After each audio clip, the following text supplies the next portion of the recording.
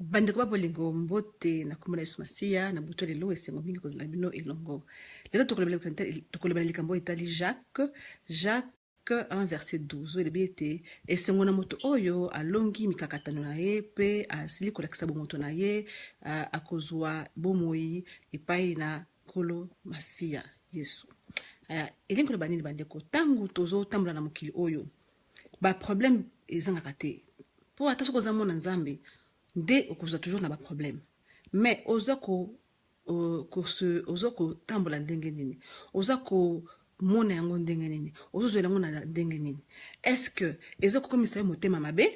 Est-ce que ça peut faire comprendre que ça makambo ezo ya mekoleka na yango ozo comprendre makambo na ndenge nini ndeko na ngai to oza ko funda batu nyoso bandoki bakomi partout o kingana zala kandoki o boenda zo sala ngabwe to nazwa kite na classe pour professeur alingaka ngai te o bwebwe. Est-ce que oza ko zwa yango na ndenge nini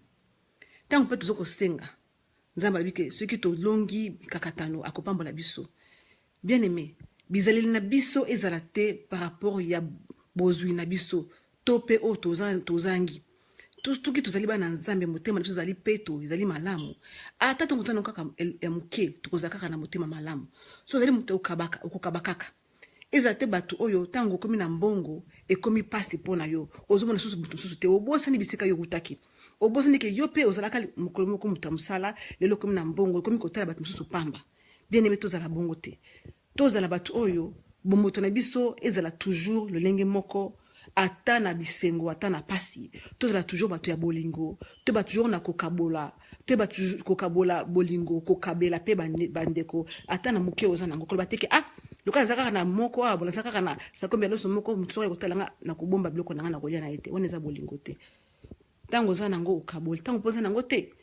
motema na pe kaka ezala toujours na esengo ezala toujours na bolingo ya baninga Nzamba pambola moko na moko tomonani boye lobi na butu.